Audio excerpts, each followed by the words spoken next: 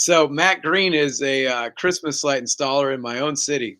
So me and him are competitors, and me and him are competitors. Actually, last year he gave me 5 jobs. So because he only has a small service area. Well, Yep. I have a pretty big service area, so maybe I should take some notes. But there was, I think, 5 customers, and I think 3 of them ended up signing with us. The other 2 decided not to renew. But, a company went out of business in Indianapolis this year. Didn't necessarily go out of business, but they decided it wasn't their business model, and they're Yep. a landscaping company. So, Matt reached out to me and asked me if I'd service them. They're in Greenfield, all the customers. So, happily took over the customers. So, Well, um, your guys' warehouse is in Greenfield, so it makes total sense. all my customers. So I moved out to Greenfield 3 years ago now, and I have almost no customers out there, so he helped me get a more of a footprint there. So, Yeah. how Well, it how made close sense. how close do you live to your warehouse? 45-minute drive. I can almost drive to your warehouse as fast as it takes me to drive to mine. I Well, live your in warehouse Millville. you're in a good location, your warehouse. Yeah, we're at the northwest corner. We're right on 465, so we can get to 465 in like 2 or 3 minutes. So we can go north, south, anywhere we want pretty fast. Well, in But case you pay a pretty penny to be in that location, unfortunately. well, I can tell you that, Matt Green, a lot of you guys have never heard of him, but you guys are probably gonna hear more of him. At least in Indianapolis, he has taken over. So, I probably need to take some notes from him. He, is cleaning my clock, so up on the north I side. want to know about Well, that. all the money is up on the north side of Indianapolis. So, if you and the thing is, he is really into. I believe you're growing a lot commercially. Is that correct? We have some commercial projects. Yeah, we have some commercial projects. We want to grow more commercially. Um, I think it's a pro and a con, but when you grow commercially and add commercial to it, and you can put your stake on the name of this business, like you have one of my favorite places. I wish was one of my customers because I'd have signs all over that damn place, and you have all these people, this traffic that's going in and out. And if you can find your customer avatar, who that customer avatar is, and you can service the buildings, the restaurants, the places that those types of people shop, and your customer avatar is going in and out, and you can put your sign right there and maybe even give that restaurant or whatever it is some form of a discount or a kickback for, hey, every single person that comes through here that signs up with us, we will give you a kickback. Like, man, that how much easier is it to get residential clients when you can start taking over more commercial places? Oh, I know what you're talking about. That's the diamond place that I do, probably. 100%. And I like never thought all of that. those people shop there. See, look, I've actually by running these groups, I always learn from other people. But you just gave me. I mean, I don't even put yard signs or nothing out there. But those are high end customers. They're my avatar of a customer that I would like. So if I put Absolutely. I would have yard signs out there. I would hire somebody that understands Facebook really well, and I would geotag that location. Every single person that goes in there to buy a diamond ring or whatever, they would start getting served all my Facebook ads for the next 3 weeks or a month. And they would just man, see my stuff constantly. well, so you're that gets my wheels going because also I do a Cadillac dealership and those are my ideal customers. Everyone buying a Cadillac, those I would I love to drive talk. past that Cadillac dealership every day coming Well, home. they're one of my favorite customers. I worked for them for a long time. I'm sure I could probably put some signs. I just wow. I guess I'm not as proactive trying to figure out the best way to market. Uh, Or okay, so take this. These people, this Cadillac dealership is trying to sell cars, right? It's Q4, it's a big sales season for them.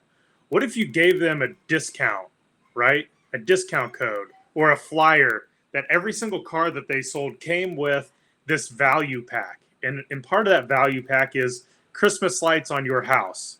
Turn in this coupon and get $500 off your Christmas light installation when you buy a car. So they buy a car and instantly they buy this car and they get this deal from you. And when they call and they say, hey, I got this, I just bought this Cadillac and yada, yada, yada. And they said I can get $500 off of my Christmas light installation. All right, cool. Maybe you build that into your price. That $500 is built into the price. You give them a deal, and they feel like they won. And now you have all these people that also it didn't cost you anything to acquire those customers. You didn't have to pay Google. You didn't have to pay Facebook. You didn't have to pay anybody.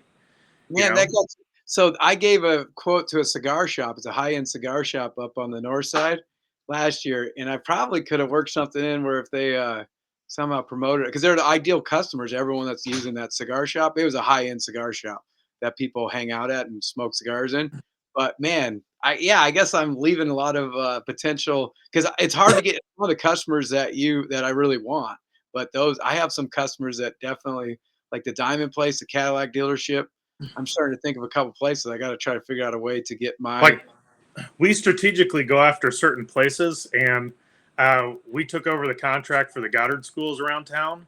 So there was a few that aren't ours. I think one of them might be yours. That is going to be our customer next year. And so we have like 6 of them, and they're just outlasting the contract that they currently have, and then they'll all be on a multi-year lease with me. And that is, both of my the reason I got it is because both of my daughters go to the Goddard School, and we pay them an absolute fortune. wow. And and so we got into their inside group. But think about the Goddard School, like all of those families. I'm not saying that we have a lot of money, but all those people that can spend $400 a week per kid to go to their school, they have the disposable income to have lights on their house. So why don't we do their install, put signs in the yard, and give them a discount code for all the families that go to that school? Like that's genius. You know, That is because most of our families, they buy because their kids love Christmas lights. Maybe the wife does. The husband could care less typically. It's the wife thing, and the wife doesn't want the husband on the roof, but the wife wants the kids to experience the same Christmas magic that she experienced. And so if you can get it in that context and get the kids to love it, like we literally had a job, it was like $3,000 this year for a house. And the guy said, "Hey, I can't afford it." And we're like, we understand. We'll keep your lights, on the shelves for another year. Literally 2 days later, he called me back. He said, "Put them up." And I was like, "Well, what changed?" He goes, "My daughter won't stop asking me when the lights are going up, and I can't tell her no." so anyone that's in the group here that's new to Christmas lights, you have to define your avatar. And so I this 100%. yeah, this is Matt Green is actually taking it next level. Like he has not only defined his avatar. So you want a lot of people think, well, we want higher end customers. Like you don't want a person making $20 an hour. I mean, part of the failure of my Christmas light business for a number of years, I never defined my avatar. And I literally was just marketing wherever. And I was getting calls from all over the city, and everyone's saying I was way too expensive. And like I'm these guys that make $20 an hour are not my customer, but I didn't understand that. So then they're like, "Well, you're here for an hour and you're making like $300 an hour." Like they really start to but what that means you're probably working for the wrong customer. So when I started to realize that, look, this is not a service for everyone. This is a luxury service. But one thing you just pointed out was that it's not just that they're higher income earners, but that they have kids. Kids are the driving force behind Christmas lights. People are trying to make memories for their families. So sometimes it's the grandparents that are having their grandkids over for the Christmas, so they want their house all decked out. That might be harder to figure out that avatar, but at least higher income. But going to the schools, like the private schools that the parents have the disposable income, like they're spending money on their kids. One, they got kids. That's like the biggest thing. They got disposable income. That's like a home run. We will literally do special deals for these types of places. And I won't lose money on a job, but I won't make the same type of money that I typically will. But I will go under our normal budget to get some of these places because I know the potential that that place could lead us, to the next place. And the Goddard School is a fantastic example. We gave them a killer deal, and because I know that the potential is not the Goddard School. The potential is all the families at the Goddard School that could become our customer. That's where our bread and butter is. Well, And the Goddard School is just a display for us. so he's thinking more. This is more the long play. Like he's willing to sacrifice a year for the down the road. And you'll probably actually make money even the first year, even if you lose money on one particular Oh, we job. make money every year, but maybe not as much as a high-end residential house. Right, but if you're doing the long game, like, especially if those parents, they all start talking in the same school system, that would be yeah, a small school. I guess that really gets me thinking about, yeah, different kinds of strategy, but that's really smart. Like, I try to go to neighborhoods where I know they have kids. Gated communities sometimes don't have too many kids, and I have found they don't do quite as many lights in gated communities as ones that I still got some really nice jobs in gated communities, but the ones where everyone's doing it, they usually have kids in the neighborhood. Yeah, you want to attack. I mean, not attack. I guess that's a bad word, but you want to go after the places that have kids with disposable income. So just think about, where does a family that has disposable income, that have kids, where do they go? Where do they shop? What kind of sports do these kids play in? Where, what do they do after school? And go to those places, and that's where you want to start marketing at. So then you can get them to, if I can get a business owner to love me and want to talk about me, I would almost do his lights for free. Almost. I mean, I'm not going to, but I would almost do it for free just so I can tap into his network. It's like, So like, we do lawn care in the off season, so we do fertilization, weed control, and I can't go and acquire all the customers I want because I don't have enough money. So, but all of these customers have something in common. They typically have somebody that mows their lawn for them. where do I find the comments? So if they have somebody that mows for them, I need to go partner with all of these mowing companies around town, befriend them, take them out to lunch, all these kinds of things. And then maybe that mowing guy has 100, maybe 150 mowing accounts. And if I become that person's friend, then that person will send all of his work to me. And then I can subcontract and grow 10 times faster. And it doesn't cost me anything to subcontract for him. Maybe a little bit of margin, but I didn't have to pay $150 to acquire each of those customers that he sent me. And it's the same idea for Christmas lights. Who can you partner with that can accelerate your growth 10 times faster? Well, And so the thing is, so a lot of people in the group don't know who Matt Green is, but the thing is, he's not talking low level stuff. Like his company is growing very rapidly in Indianapolis. But the thing is, they're not the cheapest people. Like I was hearing they are one of our biggest customers. But the thing is, he buys probably more mini lights than almost any of our customers, at least in the Indianapolis area for sure. But almost nationwide, he buys a ridiculous number of minis. And I was like, where do these all go? And he said he puts them through his formula, and people are paying a lot of money for those minis. I don't know if he wants to say, yeah, but much more than what I charge for minis. He we're has $50 a strand. $50 a strand. So how Yep. many people in our group would happily put up? I know everyone hates mini lights. They hate bushes. They hate trees. But if you're putting them up at $50 a strand, I I love mean, them. that's like competing with running lights on roofs.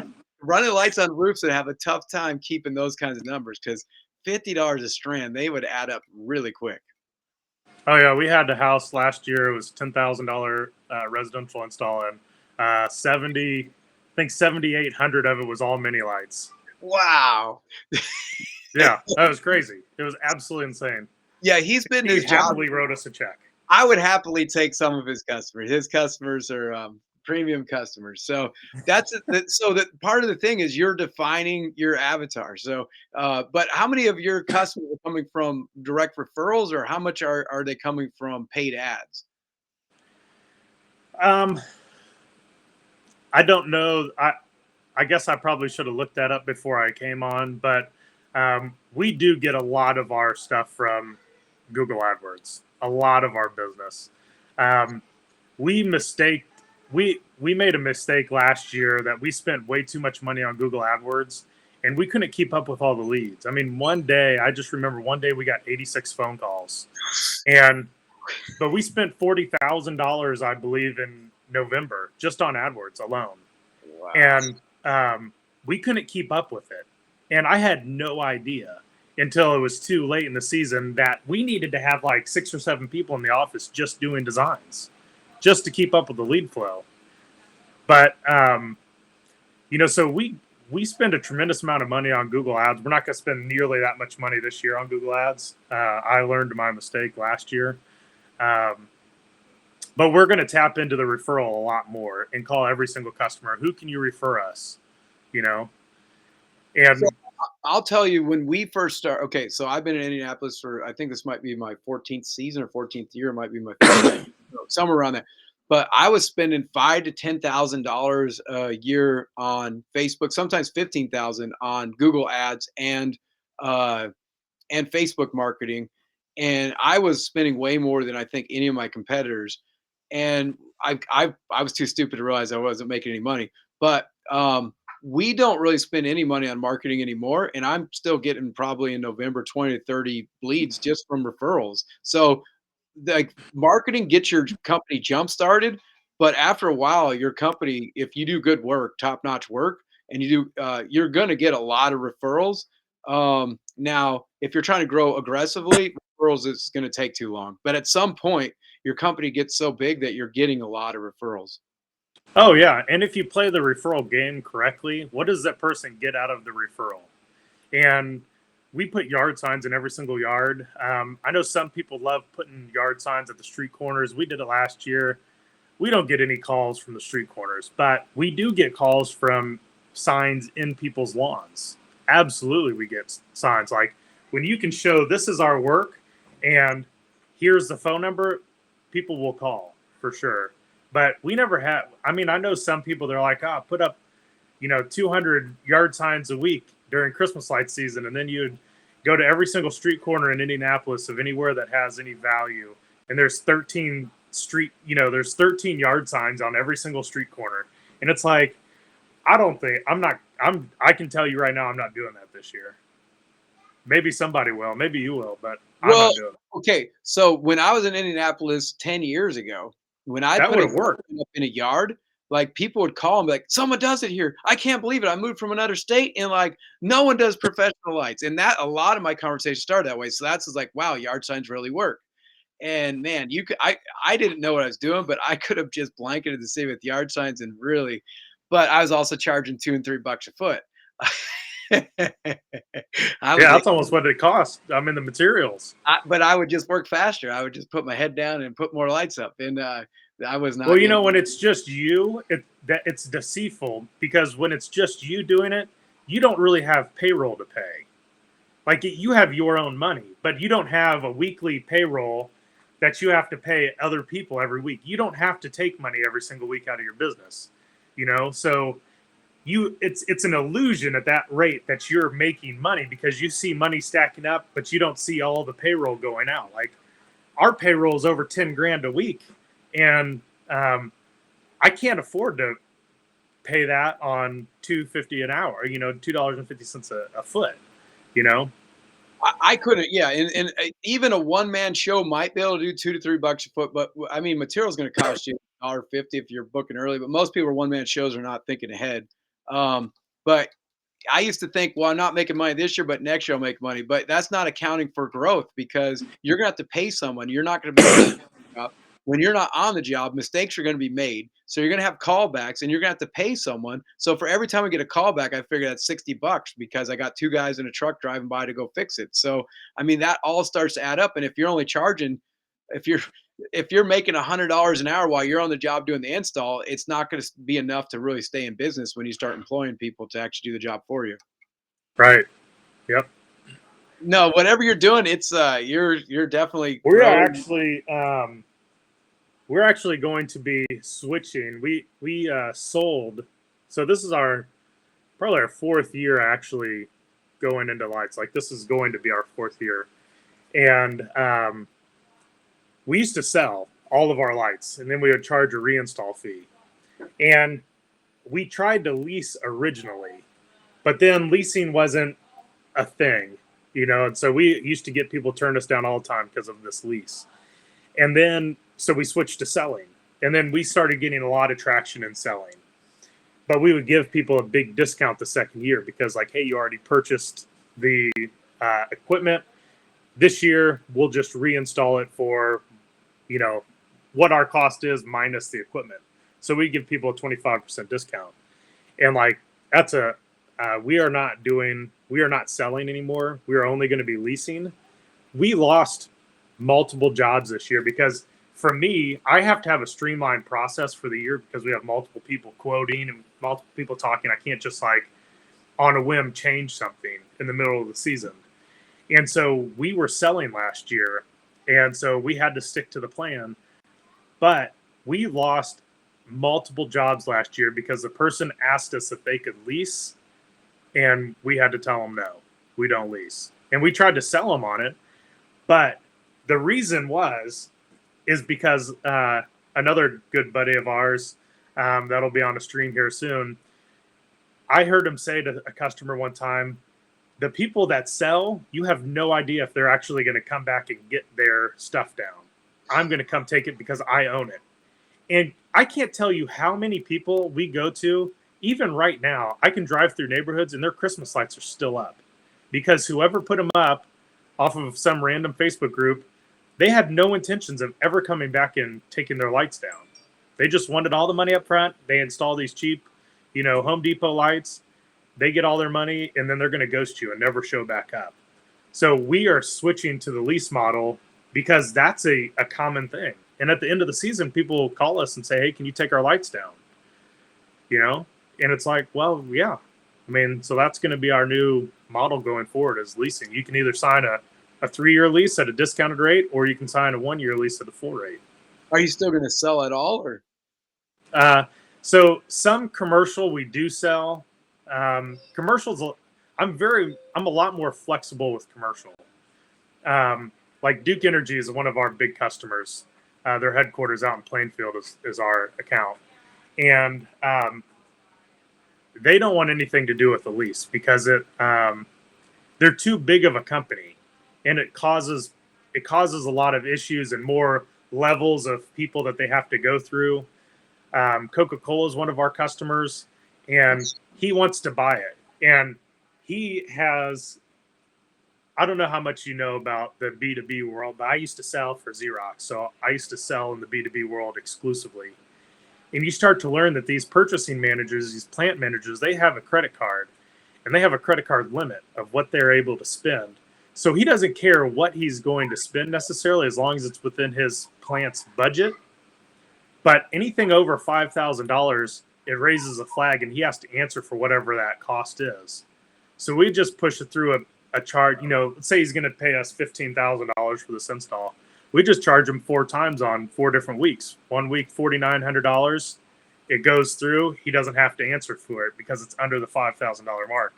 The next week we charge him another $4,900, and then another $4,900. So all these charges, they come in underneath his purchase card limit. So he never has to answer to any higher ups. So you just have to learn how to play the B2B game, and then you can start really winning those things.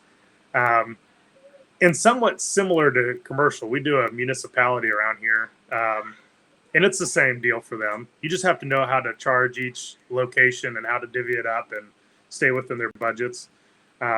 Yeah, I've done a couple municipal, and they seem to have more money if they buy it because that comes from a different department than when you actually. So they'll buy it from one department, and then they'll have another budget for the labor to put it in. So it allows them to put up twice many lights if they have a purchase, and then they pay to install it. They're like Anderson. The city of Anderson, we were going to do their stuff last year, but their big hang up was they owned the stuff. They owned a lot of stuff. They also wanted to buy in the future. And so I'm cool with that, model. But they didn't have their street department. I believe it was their street department was the one that has to maintain all this stuff in the middle of wintertime when they got to get ready for parades. They got to get ready, all their plows ready. They potentially have to plow. They have to do all these things in the winter. They have to suck up leaves. They have to yada, yada, yada, yada. No, it wasn't the street department. It was the parks department.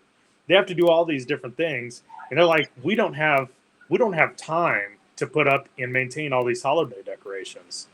So can you guys do it? Just give us a time and materials type ticket. What's it going to cost us every hour that you're doing this? And I'm cool with working like that, So I've run into a couple cities. They have materials from previous installers, and like some of it's working. They're asking if they can repair it. But yeah, if sometimes in order to get the city job, you're going to have to work with what they have. And if they already have a budget, they tend to like to overspend a little bit and try to push the limits. It seems to be a lot of times when you work with the cities, like they have a budget, but there's someone if they're interested, especially when they're reaching out trying to get more bids, they're trying to do something a little different a lot of times, but they tend to like to push the budget. And I was told the reason why is because if they don't spend it all, if they have a They certain lose budget, it. next year the budget gets smaller. So Yep. they overspend it just a little bit, then next year the budget gets a little bigger. So that's what they try to do. Yeah, it's all a game. And once you get inside in there and you become friends of them, you can expand those accounts really well. Like, let's add this, let's add that, and they're good with it. They don't care. It's not their money. We we estimated the convention center the last 2 years, and I think it's just a waste of time, honestly. Like, they're going to go with the incumbent every year, and it's single Dow. And but we've gone in there with this, and I asked the lady. I said, "So what's the budget on this? Because this was a six-figure job, easy, you know." And I said, "What's your budget on this? What do you have to stay under to be able to do this?" And she said, what are you talking about, budget? We don't have a budget." I was like, "What do you mean you don't have a budget?" She goes, "Oh, this is all taxpayer funded." I was like, "So if it's taxpayer funded, you got to have a budget." She goes, "No." She goes, "All you have to do is get the approval of the next two people above my head, which are like the director of operations and someone else." She goes, "If they like it and they sign off on it, the taxpayers will pay it. It doesn't matter what it is. They don't care about what the cost is." I was like, that makes sense of why our governments are so inadequate right now. So I was working for one of the cities, and they got bigger every year. We still do a little bit of work for it, well, just to some degree, but it used to be our biggest account. But this year, the account is so big that they brought in a person from Chicago that was doing lighting and parks and recreation up in Chicago for one of their little suburbs, and like he came to work for the city of Plainfield. Oops, I said the city, but but he works in house now, and he does lighting design and everything, but he does other stuff throughout the year. But their budget was so big, it kept growing every year, that they finally just brought someone in house. So they still buy lights from us, which is fortunate. But so they actually were doing a Yeah, but I fundraiser. think that tide's going to turn. Like, because yeah, they might have someone in house, but when it gets big enough, they're not going to have the staff to do it. The thing is that what they do in Plainfield is absolutely that city is next level. There's no one in the city that keeps up with Plainfield. Now, it was really nice to be their contractor for a number of years, but this last Like, year did they you put the stuff up on the street poles going down the main no, drag? like one year they called us. They wanted us to refurbish it all. We almost got the contract for that, but it seemed like a lot of work. So I think Winterland does it, but they I mean, they have like a drive-through light show, and then they have a Uh, walk-through light show that they just added in the last 2 years, and that one was supposed to be a community fundraiser, and the goal was to make it, they said the goal is to make this self-funded. So I asked them, so I think it actually was the 3rd year. This last year was the 3rd year. So I asked them, so what is the plan to make this so that it's self-funded? They're like, well, they didn't have any kind of direction at all. I was like, how is this raising more money than last year? And they didn't have any answers at all. It's just basically they have the appearance that it's supposed to be self-funded, but there's no real that's uh just what they tell the public to yeah, make them because happy. they're trying to get people to donate, but they have no one donating. So I mean, there is some people that's donating, but what they're adding to the budget is not even close to what more people are funding. But anyway, yeah, there's no. It's not like a business where they have to be profitable. It's Right. just it's just Oh a yeah, good. it's great. It's crazy working for municipalities. Absolutely insane.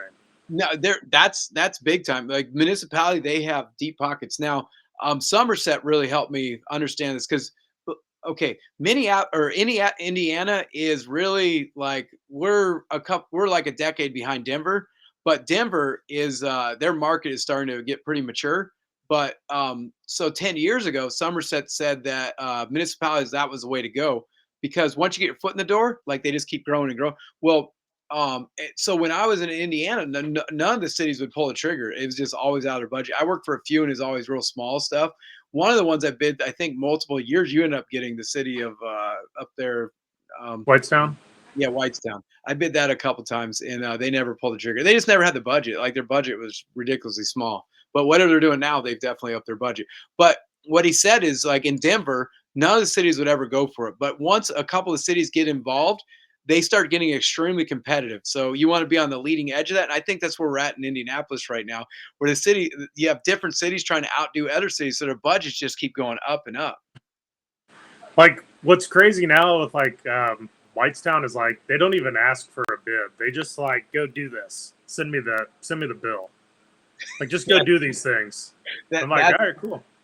Yeah, that's nice. So yeah, it's good. So I'm just anyone that's watching this, if you get a quote from the city, I tell people all the time, just get your foot in the door somehow, do some work for them, whatever it is. Don't even care if you're really all that profitable the first time working for them, because once they like you, then it's a lot easier to work with them in the future. Yeah, and even if you break even year one, like all that stuff's paid for year one. So next year it's total profit. I mean, other than your labor, but you don't have to pay for the materials again, you know? So like working for the cities, I mean, you have to have enough money to be able to weather that, of course. But there's money to be made as long as you're going to play the long term and you're going to leave signs out in their properties, and everybody sees them. You know? So I want to at least point that out to all these guys that are going to watch this in the future or even right now. If you're a newbie and you are wanting to grow your Christmas light company and hearing like people do numbers, you're like, wow, I didn't know it's possible. Everyone that actually does a serious Christmas light business, they're thinking about more than just they're thinking about the long game. They're not just doing it like throwing a ladder on their truck in November and trying to get a few jobs. Like they're strategizing all year. They're planning this out. They're thinking things through. It can't just be something that like you're working, and then all of a sudden, oh yeah, it's Christmas light season. Like you have to really plan long term if you're going to be successful. So, Matt, Yeah, absolutely. There's not there. There's so many people coming into the industry, which is probably great for a business like yours. Sucks for a business like mine, but my prediction is most of those people that come in are going to be out within a couple of years because maybe they were a painter or something like that, and their entire business was um, from all referral based, maybe. But now there's so many people that are coming into the Christmas light business. Like you have to know how to market. You have to know how to go get customers. You can't just work this business for referrals because you'll get burnt out. Like you won't make hardly any money, and you're hearing everybody making a lot of money, and then you're just gonna be like, "This sucks," you know, and then you'll be right back out a couple years later.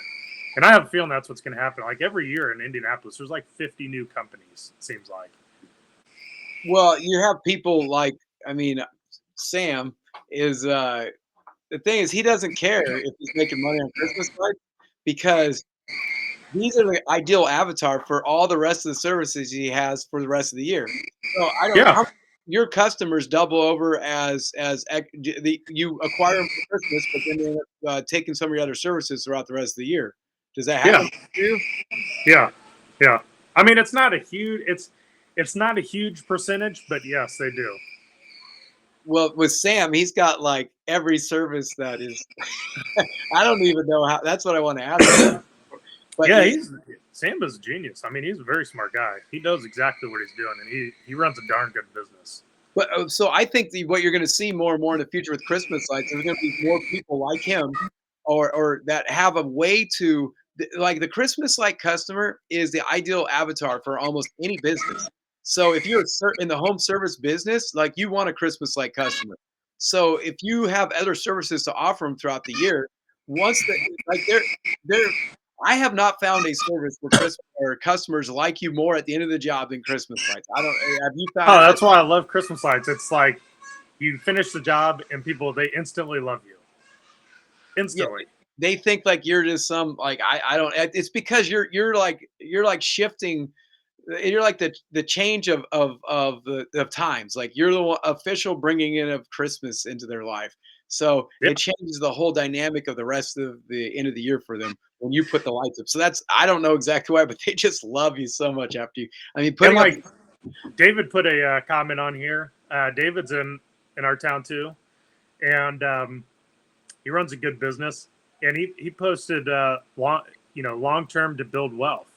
And like for him, it's genius because he has like an Airbnb business. And like I mean, I don't know if this is a strategy or not, but like all the money that he makes from Christmas lights, he could just go start and buy more properties.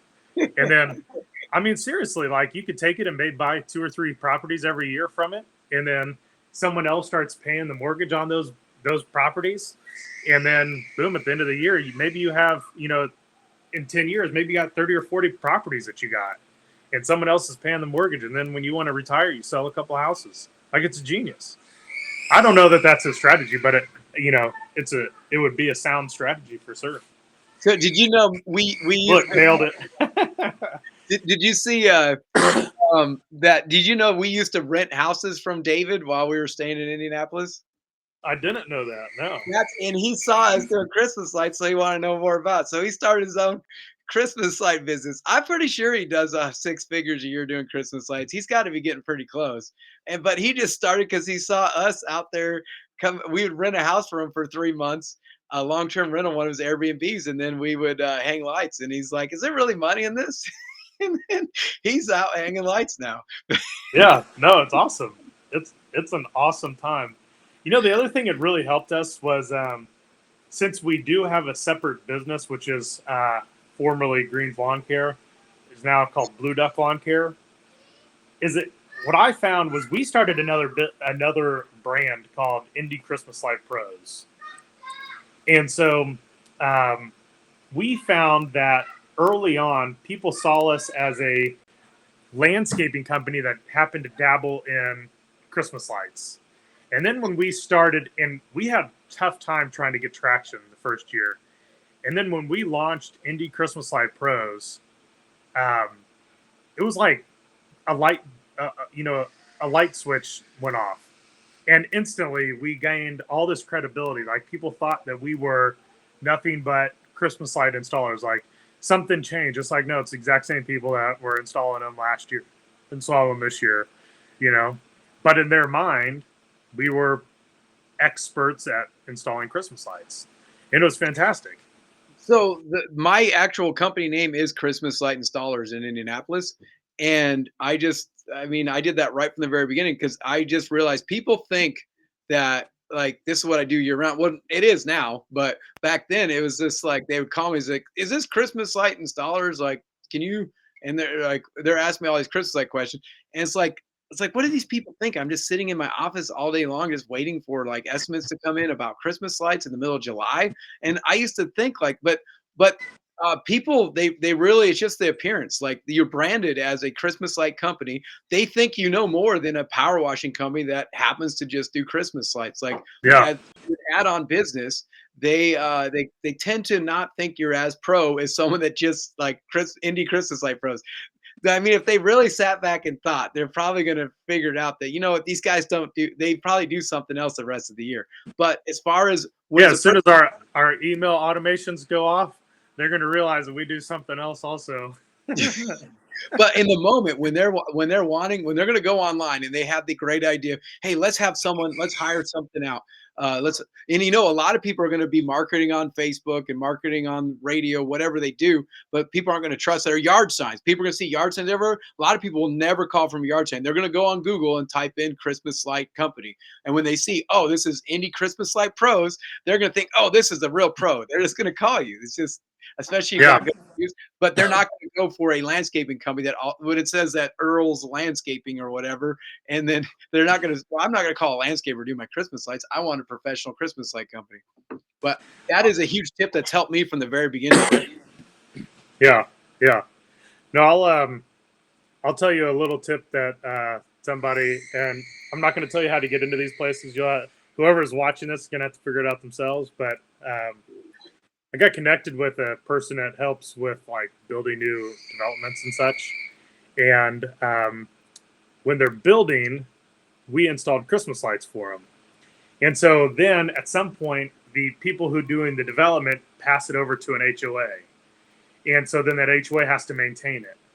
Well, if you get the contract when it's the development, and the developers don't care, like, because that all these costs are getting passed along.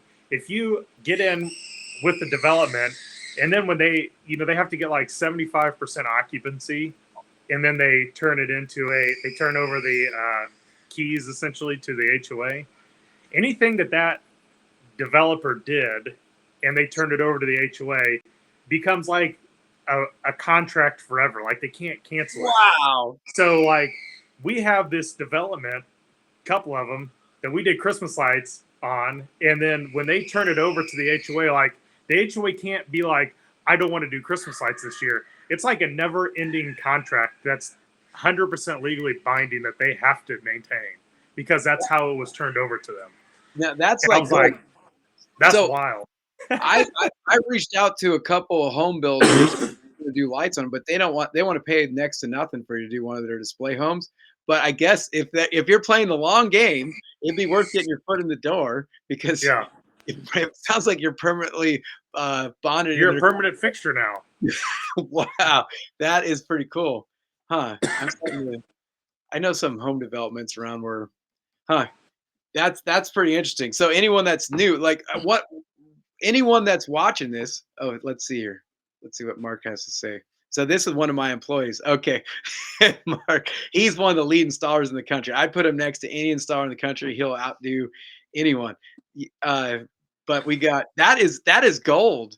I mean, I'm thinking of all these home builders now. It's probably worth getting your foot in the door. Yes, I'll tell you, it wasn't a home builder. It wasn't a home builder. It wasn't no, somebody that builds these subdivisions. It was a different type of development. but it sounds like Like think of like Bottle Works downtown when they were building that. Whoever was developing it, when they turned that over, if you got in early and you did all of Bottle Works, like you would have Bottle Works forever. Um, I would love to go after Bottle Works. Like think about turning Bottle Works into what Christmas Kindle Market is. Like have them put in a skating rink, a 60-foot tower tree, like light the whole place up and make downtown like this hey, place that wants to go. so if you can get in your foot in the door, if you know anyone with the what is it called, Christendom or whatever, Christmas Kindle Market. yeah, Chris's Kindle Market. Like I want to put like a castle up there, a big tower tree. They got that big open field. If you can get your foot in the door, any house, any way, we Well, can go. Ingledow, that's an Ingledow property. Ingledow owns that. Okay, well, if you can get your foot in the door somehow, we can go halves on it or something. But I want to put a castle there, and people, I'm sure people would. They get 500,000 people there. I mean, they should. Oh, Have it's insane. It's the number one Christmas Kindle Market in the United States. Yeah, if I would love to somehow get something up there, like our light show. If we moved parts of the big displays there, you could get probably 100,000 people just to go over there. But anyways, I don't have any ins. I don't know who to talk to. Yeah, I don't know. I know that the city does a lot of that work. So Carmel's street department does all of their stuff, but Ingledow helps with that. Ingledow does a lot of Christmas lights. So David says we'll go a third, a third, a third. He'll get us a foot in the door. There you go. Yeah, get us a foot in there, David. And That's what I want. Anyone else that's still watching, I want to let you guys know. Look, your competitors don't have to be like your enemies. So there's some people that hate my guts in Indianapolis. Now I've tried to reach out. I try to be friendly to all my competitors, but some of them don't want to reciprocate. So I'm still going to be nice to them. I'll still throw them jobs. Some people that can't stand me, I've thrown them jobs, and they still don't like me. So, I mean, because I understand I'm training people and teaching them how to step in their turf. But the thing is, if you really put in the research, put in the time, you can figure out how to still dominate your market. There's a new guy in Indianapolis that is a college student that is just growing in leaps and bounds in Indianapolis, and he's done a lot of market research. He understands how to market, and he's so if you don't want to learn and don't want to move with the times and update your marketing tactics, you're probably gonna get left behind. But if you're constantly looking and figuring stuff out, you're going to stay ahead of the crowd, and you're going to do fine. So, and you got to. You know what? I think it's absolutely imperative to know other installers. You know, I have installers around us that we buy a lot of product, and sometimes they get in a pinch and they need product. I think last year I couldn't find it. No, it wasn't last year. It was the year before last. I couldn't find any. We call it blank line or jumper line. You know, like the Yep. extension cord stuff. 3 Nobody years. had any of those things. I Yep. think you guys were out of it. I called like 5 other people. Everyone was out of it. And there was only one person I could find that had it. And it was a little more expensive. It was Ewing Irrigation had some. And so I went up there because they sell some lights. And I went up there and bought their entire stock of it. And I was like, look, if you have a job, I guess you better give it to me because like I'm the only one that has any of the stuff left over, you know. And but then I had people that asked me like, hey, you know what? And you know, if they were just some person off the street, I'd be like, nah, I'm not helping you out. But like if you called me, if David called me and said, hey, Sam called me and said, hey, you know what, like I'm in a pinch, I need just this little bit, like, sure, here you go. I'll help you out. You know, and it's important to have those connections because if you're in a pinch and you need some help, like I feel like I could call a lot of people and they could help bail me out of whatever that thing is. And I would do 100% do the same thing. And then, you know, last year, man, Sam got this account for me and it was a big HOA. And like it was like a lot of money. It was over $15,000. And I was so pissed.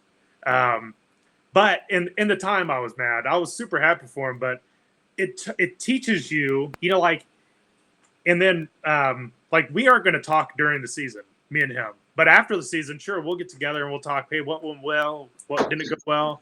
But you know, at the same time, if he took it from me, it clearly meant that I missed the boat somewhere. I slipped up, I missed it, and you can learn from other people in our industry of like, why did I lose this job to you when I literally had this job the previous year, and somehow he got it away from me. And you know what's funny? I still have like $6,000 of that HOA's like material in my warehouse that they're never getting back. You're still No, he sold them all brand new stuff, and they took it, and I probably still have 130 strands of mini lights for that HOA in my warehouse. Well, you can use that somewhere else. I'm going to use them somewhere else. Heck yeah! But why did I lose that in the first place? You know, and then we talked about it, and I was like, yep, that's it. You know, they didn't care about the cost. Like the cost had nothing to do with it, but they wanted a certain look. And I was like, this isn't possible. And lo and behold, I drive past it one night and Sam did this thing. And I was like, how the hell did you do this? Like, you know, they have like 3 sets of trees, one going down each side of the street and then one going down the middle. And all these trees are like grown totally together. It's like one massive canopy. And they wanted each of the trees wrapped. And I was like, dude, there's absolutely no way you can do this unless you trim the trees. And they weren't happy with that. They were like, I'm going to go find somebody who can do this. And Sam said, yeah, I can do this. And sure enough, I show up one night and all those darn trees were wrapped, like canopy wrapped. I was like, how in the world did he do this? You know? And so I think it's really good to have good competition around you and to know them so then they can help you down the road. You know, as long as you guys are mutually helping each other, like there's 2.9 million people in Indianapolis. Like there is so much work here, you know, like I couldn't handle it all. You couldn't handle it all. Like nobody in this group, everybody from Indianapolis in this group couldn't handle all the work in Indianapolis. Like there's so much work. So there's no point in like fighting each other over it. I mean, there's times that I've asked a guy, hey, will you go fix this job? I just need a GFI reset. And they'll go up and reset the GFI for me. And then sometimes they never ask me to go help them, but sometimes they will too. I'd help them. But it's just good to be friendly with your competitors. So yeah, absolutely, absolutely. Yeah, sometimes you work. I've actually worked together because I know the jobs are just too big for me, so I'll have to bring in help. Sometimes people can be subs for you, and then they'll still be doing their own thing. Because if you're having a tough time with some jobs, like I was thinking of David, if you're having a tough time with some jobs, just be friends with some of the installers, and on a bigger job that you know it's a little bit beyond what you're going to be there forever. See if they'll come help you. A lot of times they're going to charge you less than they would charge a homeowner, just because they know that there's more of a future with you than with now. Don't work with people who are going to try to steal your customer. But generally, most contractors are not going to try to steal your customer if you're like working on the same job together. If they are, like they're sleazy and they're going to burn a bridge. Yeah, of course. Yeah, you're probably going to get that feeling once you get that reputation, you can't get rid of it though. Yeah. Okay. Well, yeah. So this is Matt Green. He's actually doing some trainings, I think, in a couple weeks down in Georgia. So I mean, people are starting to seek him out, and he's teaching whole companies other landscape. He's real big in the, or they know him in the landscaping world. So, Yeah, but yeah, I mean, for this is only your fourth year doing Christmas lights. yeah. Yeah, you've really, yeah, you're gonna definitely outdo me for. I mean, yeah, just part of the thing is everyone's learning from stuff that we learn not to do. So, but Oh yeah, 100%. I believe you taught the guy that I learned from, and I learned from him.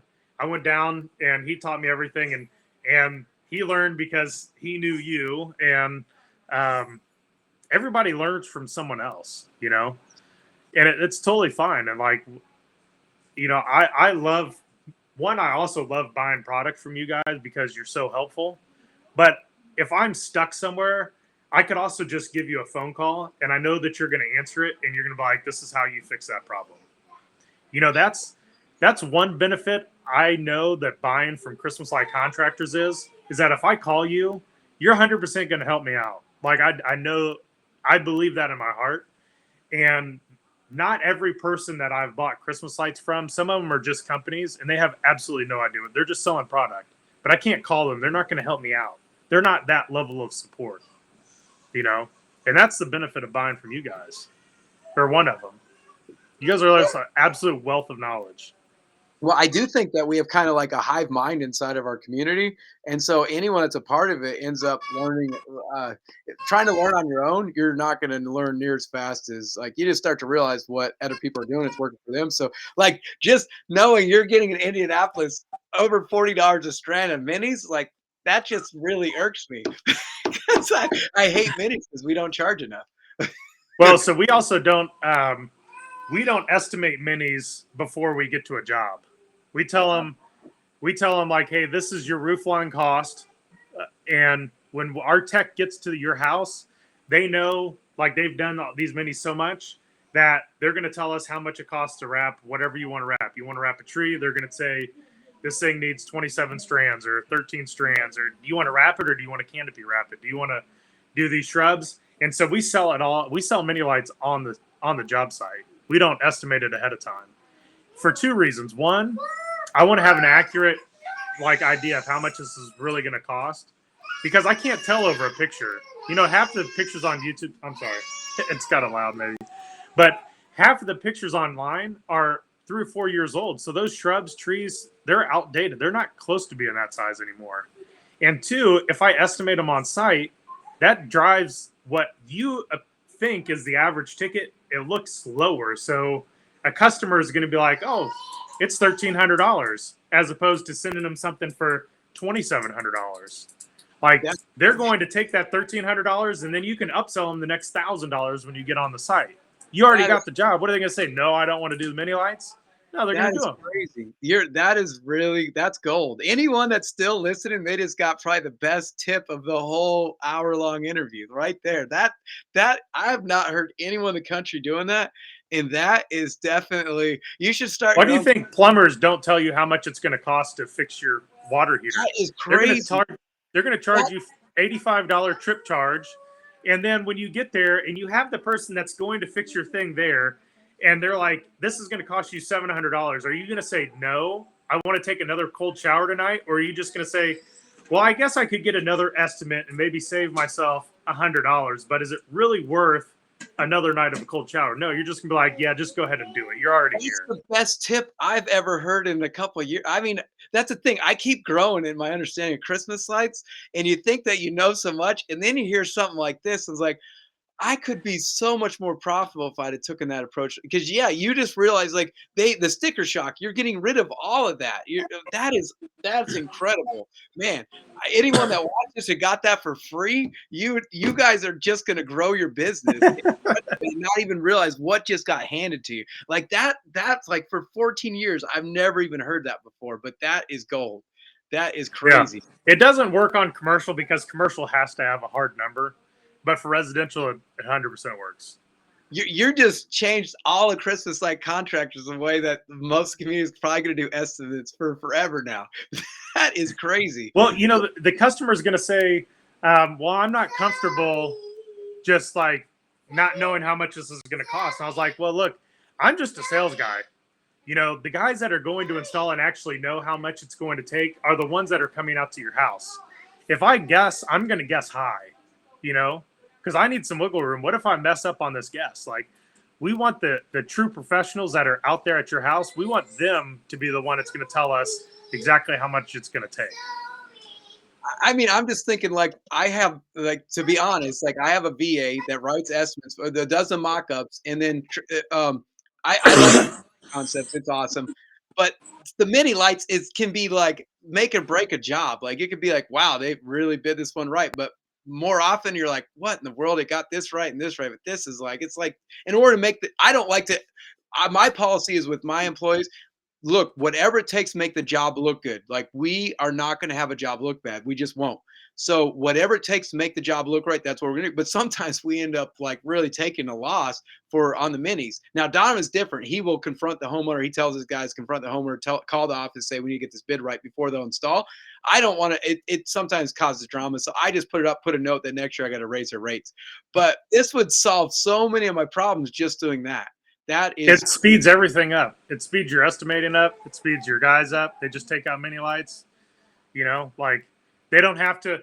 You know, because so what if you say, hey, this tree is going to take 10 strands of lights on the phone. You know, and then you show up, your guys show up, and they put up 10 strands of mini lights, but it doesn't look very good. You know, because everyone's totally different. So if I send Jeff out to go wrap a tree, he's going to wrap it the same every single year. So he knows how many strands he needs to wrap that tree and make it look good. But if I pre-sold it, he might have to, and I guessed wrong, he might have to try and make that tree look good with 7 strands of mini lights. And then it's going to look like junk, you know? So it becomes really hard. And then the next year, our problem is, okay, so we sold him 20 strands of mini lights for this tree, and we know what it looks like. It looks good when we install it. But then the next year, how can you take that exact same 20 strands and make it look perfect again, even though you know that that tree grew another foot and it's wider and it takes more strands? You know, how do you make sure that it still looks great with 20 strands of lights? Well, you can't. So you just tell them, hey, it's going to cost a little bit more every year. well, so but your contract, like on Jobber, I can't really amend the price once they've already. So do you send out a separate contract for that, or you just amend the No, contract? we can update ours. Like after the job's done, I can still adjust the I think I can with Jobber too. It's not as legally binding anymore, but because the Jobber we keep their card on file so we can bill them after the job's done. But I prefer not to do that because I've had so many customers come unglued for zapping their card. I don't know what your guys. estimate. They, I've No, had. we do the same thing. I mean, some customers are going to call us, but it's here. It's a small amount of those people that are going to call you. I mean, we might get 5 to 10 a year that are like up in arms. It's like, shut up, pay the bill. You know? Yeah, almost every one of them that is upset about it, they're customers that don't really probably want to work for anyway. So when I end up Yeah, losing them, exactly. it doesn't bother me. But maybe Awesome. that's why I buy so many mini lights from you guys. I don't know.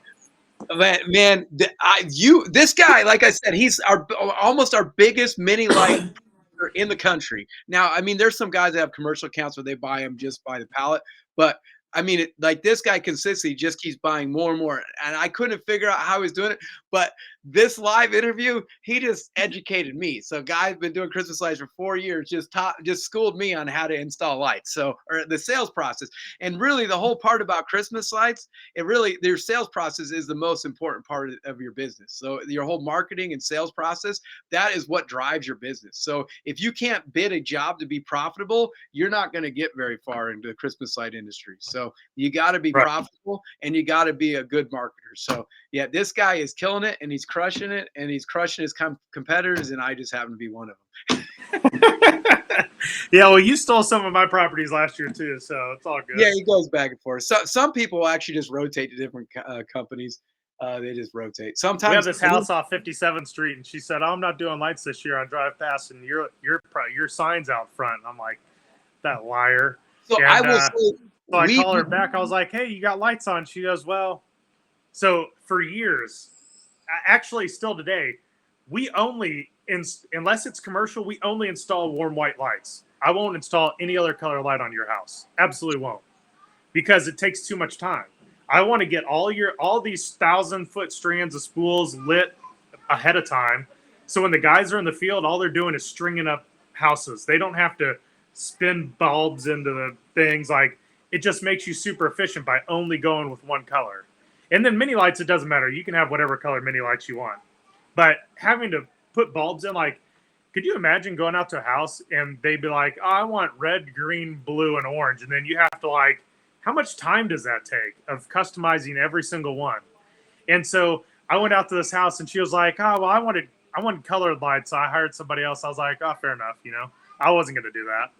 And so we lose jobs because we won't do colored lights. Like, for commercial, we'll do colored lights, but for residential, there's no way I'm doing a colored light on anybody's house.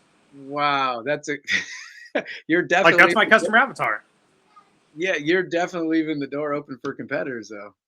But Yeah, that's great. And you know what? If they ask for it, I'll give them 2 or 3 other people's names. You want colored lights? Perfect. Here, call these guys. They'll do it for you. wow. I'm not doing it. I mean, yeah, you're not hurting for work, so wow. I'm so glad that you came on the live, especially at the last minute. So, anyone that watches this, like, your whole trajectory of your business is just like gone. Like, it's just crazy. So, I'm sure that this is going to become industry standard over the next few years because that is ingenious. I don't know if you learned that from someone else, but that is like, I'm just seeing so many hurdles being overcome by that one tip. That is just phenomenal. No, I came up with that myself. I didn't know how any other way to estimate lights. I couldn't go out to everybody's house, and I couldn't do it accurately from a picture. So I was like, well, we'll just figure it out when we get there. And so I wrote my estimate description up of like, hey, this is what it costs for one strand of mini lights. And we allow customers to say, hey, I don't want to spend over $500 on mini lights. And they're like, okay, so that means you get 20 strand of mini lights. So when our technicians get out there, they know that they have 20 strands of mini lights. They'll tell you what is going to look the best. Maybe it's this shrub and this shrub and this tree or something. That's what you can get for $500. And so we'll work with people in their budgets. If they only want to spend that much money, fine. But if not, they just let us go wild. And then we tell them, hey, we use 75 strands of lights and it's going to be $4,000. Man, yeah, you got a good business going. So good thing going. Well, hey, you should. I was thinking you're a landscaper. You don't get into the bistro lights, the patio lights. These new twinklies that I just saw in the last week. I saw those. I saw you put those up. Yeah. You should put them in your backyard. I'm telling you, they're pretty cool. They're a little pricey, but changing them with your phone is just incredible. I haven't seen that before. We have bistro lights out there, but not the twinkly ones. Well, no, they just came out. So they came out last year, but they sold out instantly. So we're really one of the first ones to have them this year. And I think that, yeah, once people see them, and especially landscapers, I guess they're selling a lot right now at Site One. But it's pretty cool. Have you seen how Twinkly works? You take a picture with your phone, and it programs your phone where each light bulb is. So you could put oh, that's cool. You could put hundreds of them in the all candy cane effect together. So if you have like a big commercial install, they'd be pretty cool. But I'll say, I know we probably got to get off here, but I'll give everybody one more tip. So going back to who you can subcontract with, find people who are going to sell your services to. I found a guy last year that he does interior design work, and he's 100% referral based. Like, you're not going to find him anywhere. And his customers are the top 1% of the Indianapolis living people here. And he's got, like, I don't know, 50 to 100 like mansions that he decorates for every single holiday. He decorates, and it's like him. And if he needs people, he'll do those. But he does not want to get on roofs to do lights. And all of his customers want lights on the exterior of their house. So guess who gets to do all of his lights? I do, because he does the entire interior. I do the exterior. I put his stuff on my website, so he gets leads from me.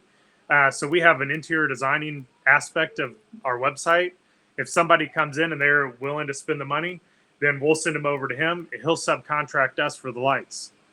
And so we get work from them that way. So find those people, find interior designers and things like that you can work with, and they will help find you business. But that is genius. Because I get requests all the time for people wanting to do interior work, and I was like, no, that's currently I don't know a person, but I have throughout the years known some people, and I'd just say, just call these people, call these. But I never thought I could promote it to 'em because obviously anyone that's doing interior, like I have a rich uncle, and he pays a lot of money to have people decorate the inside of his house, but he pays a lot of money to have people do the outside of his house. And they're clearly different people. Usually the interior people are not the same as the outside. So that is also a goal. So if you want to find one, I'm sure you can pull a report out of Jobber. Find your residential houses that spend anywhere between $5,000 and $10,000 with you every year. I'm sure you have a couple of them at least, and call them and say, hey, do you have an interior designer? I'm looking for a referral. I have some other customers that are looking for somebody. Do you have somebody? And then they're going to say, oh yeah, I have Sally Joe. She's fantastic. And yada yada. Hey, can you pass me their phone number? And then now you've got a connection. Say, hey, I'll take you out to lunch. I'll take you out to dinner, breakfast, whatever you want. I just need to pick your brain a little bit. I have work I want to send you. And then they're going to be like, oh, that's great. Yeah. Like and then now you got that person. And guess what? You have all that person's work, all of their houses that they do interior design work. Those are now going to be your customers if you can get that person to know, like, and trust you. This is crazy. It's like the longer people stay on this, the more this is some of the best stuff I've ever heard. Because I'm just thinking all the years that I referred people to other interior people, I should have been networking with them and promoting it. You could probably market that you have interior design, get leads super. I do, because some people want interior design. And guess what? This year we're going to start selling Christmas trees, artificial Christmas trees. And when I come and put your lights up, I'm going to deliver your Christmas tree. I'm not putting ornaments on it. But I'll guarantee that the lights are going to work, and I'm going to put the Christmas tree up in your house, and I'm going to charge you a $400 delivery and storage fee. So at the end of the year, it's going to be a fake tree, and I'll store them with your lights. And then at the end of the year, you just have to make sure that your ornaments are off by the time that we're coming to pick them up, and then we'll take your tree down and we'll store it in our warehouse too. And every year you pay us $400 to store them. So I know guys that do that already, and I was going to do it one year, but then I found out interior guys are different than exterior, and so my guys that work for me are not going inside of houses. So, but anyways, if you do it, a company that does it is really big in it. They will actually come in and they'll saran wrap. You can leave the ornaments, everything. They saran wrap the whole tree, and then they put it in a bag, and then they store it. So if you saran wrap it all, it keeps it all intact. So interesting. That's a good idea. Yeah, they do that. But I never thought about people that do interior stuff, and then they would feed you, because anyone that's paying for someone to interior decorate, it probably has the money to pay someone to do the exterior. But it probably goes. Yeah. That absolutely. Is absolutely. Do you know who you're going to get your trees from? Because I'm trying to work a deal with Balsam. Maybe I don't. I have no idea. So Sullivan's Hardware does this in town. Well, but I don't know where they buy their stuff from, but their trees are awesome, and they're expensive. They're like $2,000 a tree, but they are like, I've never seen fake trees as nice as the ones at Sullivan. Well, Balsam's in Indianapolis, so I'm trying to work a deal with them because we might want to sell some of their products. But they're like the biggest. They got the best greenery, best trees in the United States. They're right in Indianapolis. They have a big warehouse there, so I'm trying to network with them. So if I find out something about it, I'll let you know. Yeah, then let me know, because I'll buy all my Christmas trees through you guys. What I ultimately want is to be able to buy them and just drop ship them to my warehouse, so I don't have to buy like a ton of them at a time. So I'm sure that Balsam, they're sending them out all over the country. They have a giant warehouse in Indianapolis, and they ship out nationwide from there. So anyways, I got to find out more about that. But yeah, I got to get going. I have another appointment. But wow, anyone that hasn't watched this or just watched the tail end, there's some definite gold in this. Like, this is going to help me be very profitable this year. So I mean, my own install business, I was worried about some stuff, but yeah, one of the biggest issues I have is mini lights. So what I always do, I just overbid it, because I hate being on a job that's underbid. But you definitely lose jobs by overbidding the mini light work. But this would be that's why you don't bid them up front. Yeah, that's people like, I don't want to spend $7,000. Yeah, David Merle. Yeah, I'm telling you, anyone. I don't care if you're a seasoned vet. Like, I'm 14-year installer, and I just learned some gold in this interview. So this is a 4-year installer. I know David Merle's been installing for a long time, but I'm telling you, there's some stuff. This is worth rewatching. This is incredible information here. So don't ever think you know everything. There's always more stuff you can learn. It's some good stuff. So cool. All right. Well, thanks for having me on. Appreciate it. Yeah. Thanks for coming in, and have a good time. I guess training down in Georgia. So yeah. Big time, It'll be at the end of this month. You're a big brain. You think outside the box. That's awesome. Yeah, that's about my only good quality, I think. Okay, all right. You take care. All right, see you, buddy.